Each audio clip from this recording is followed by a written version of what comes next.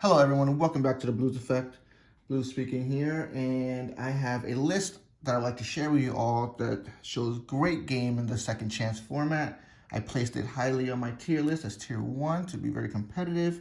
The main I'm speaking about today will be Galactus. As I mentioned in that article, any main character that has high health and has an ability to heal, as he does in his level 3, can compete with the symbiotes in the format. So I'm going to share with you this list that has great game against the symbiotes and has great game against those Kelly-centric decks that I'm pretty sure you're going to see throughout the format. Okay, so let me just explain real quickly. His level up requirement is basically having locations pitched into the KO pile, and he gets experience points for each. You could either do it by his main ability, or you could do it by pitching from hand locations for supporting character superpowers. Once he gets to level 2, basically you need to play Heroes of Galactus characters, and you got to do that before you essentially lose too many locations in hand. So basically, you need essentially 5 locations, at least in the KO pile, to level up. At level 3, he's a 10-10 beater. His first ability, although you will have a Heroes of Galactus character, if you don't, you could outright search it and play two 7-drops or 2 8-drops in the deck on that given turn. So, but the main thing about this is that he's great against the symbiotes, one, because he can compete with them with healing, and as well as keep them down on resources so they don't get to their late game. So they don't get their null, they don't get their 8-drop carnage. Their late game basically is not valid. You just keep them down, and you can essentially keep healing. So I'm going to show you how the list runs. So at level the 1-drop, we have Spider Carnage. So Spider Carnage basically is the nerf for Senator Kelly. His pull ability to move to the front row is very key in that matchup. In this format, I personally think you need at least a minimum of 8 tech cards for Senator Kelly. Some decks that I've tested ran 12 because it was so degenerate. But yes, you definitely need to prepare for that card specifically in the format. So definitely force the Spider Carnage. I expect to see him in a lot of decks. Next we have Kingpin. Kingpin's essentially great for against the symbiotes, but he's also great against Senator Kelly-centric decks as well, since he takes any counter, not just +1/+1s. Good card, good tech card. He also has Wealthy, which can give you a pseudo ramp if you're able to protect them, since Galactus starts out with big stats anyway from the beginning of the game, so you can bring out your Herald of Galactus characters early. So it's 4 of these. Then you have one of my favorite cards in the format, Nick Fury. He essentially blinks the stats of any character, including main characters, for a turn. So basically, what's a nice trick to use against the symbiotes, you hit him, use his red ability, and you get rid of the symbiosis. So whatever counters they have, they lose it. It's also great against Senator Kelly because he can't win the following turn. So good tech card. All right. So ideally by turn 4, you should be able to be at level 2, so you can start getting experience points with the Fallen One at your level 2. So the Fallen One's at level 2 is just basically there for experience, XP, and it's great in the mirror match if you were to see another Galactus, because it just outright stuns it. Okay, it's 4 of these. Then you have for Invisible Boy. So Invisible Boy, he's good for the XP con for the level 2. He's also good for the symbiotes, basically calling null superpower so they can't use his strong abilities of constantly healing. Great tech card. Basically makes null a vanilla 15/15, and yeah, good card. Then we have for Redshift. I like this card for simple. Yes, he's a hero. He has 2 health, flight, 7/7 beater. I also like the fact that he knows any plot twists. Some decks can be very defensive, especially if they're playing anti-registration plot twists, since that team has the best defensive plot twist in the game, minus any good builds that's specifically running, I forget the name of that plot twist, but plot twist that just cancel the attack. It was very popular, and it's all good. So yeah, 4 discard, great card.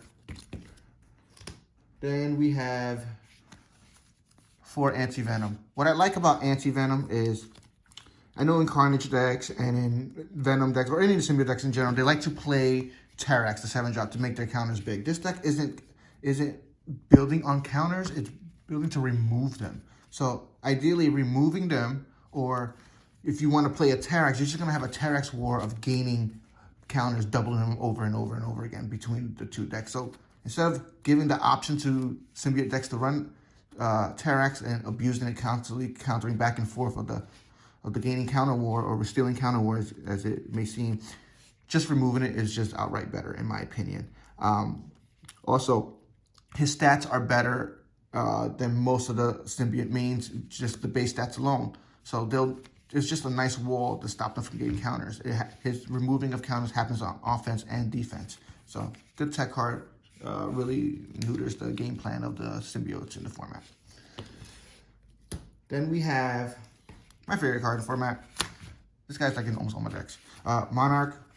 He makes you reuse your locations. He flips them up for your abilities, but ideally he uses so you can compete with Venom to heal. You can constantly heal and keep blowing up their locations if they have any face up. But even if they don't have a location, you can still heal.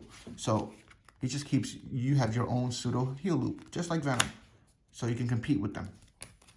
All right, so for that, and then we have some beaters at the 8-drop spot. We have 1 Nimrod, good. You can also reuse them constantly with the blue ability. Or if you have a Monarch in play, just flip a character face down and he'll go back into the deck. And you can play him again next turn and pop another guy. Then you have Namor. He's another just a beater. Pretty good format, especially with Monarch. You just keep recycling those minus counters off of him. And then we have, he's a 2-in-1 type of guy. He's essentially makes for the 3rd copy of Null. He's also just a beater himself. He could become at most at 18 off his stats alone. Pseudo search, I like it, good card. And for the 9th drop, we have 2 of this with the Dark Carnage is essentially a 3rd copy of this. Basically, he can use the ability to remove counters, or what I like to do is against the symbiotes, I'll stun him and then use his green ability to give him a 2nd wound, kind of like OG Thanos from the base set of Marvel Battles. But yeah, 9-drop of the format, pretty good. Expect to see him in a lot of decks. And then, although usually this might be overkill, we have Agamotto. Play 3 of him, because by the time turn 10 comes, you're going to have him. Straight beater, makes everyone vanilla, base stats, and yeah, symbiotes can't really get over that. Not really, too big. So those are the characters. The locations in the deck, we got 4 of these. This is for Kingpin. So you could guarantee the removal of counters if you need it from Kelly or the symbiotes. Then we have 4 Knolls. Not Knolls, yeah, Kleinitar, whatever you pronounce that. Basically, this is for Spider Carnage as well. Helps pull up the Senator Kelly or any key character you want to get rid of into the front row so you can punch him in the face. 4 reds, 4 yellows. So you have essentially 8 locations for your Senator Kelly out. So this deck essentially has 4, 8, 12, 16 cards just for Senator Kelly. It's that card is just that degenerate. You need to have an out for it. Well, essentially, it's 20 cards because you could play the 3-drop Nick Fury. You can blank Senator Kelly too. So yeah, this deck can lose a Senator Kelly if you're not prepared for it. So I made sure it handled its weaknesses. And then of course you have your 4 space for your heals. Constant. You're just gonna keep healing with this and keep flipping it back up with Monarch. And then yeah, this is for your heal loop and KOing the resources and controlling the board. But yeah, that's the deck. It's pretty good. It's winning quite a bit. I don't think I've lost to any symbiote decks yet. With it, Carnage gets knocked down.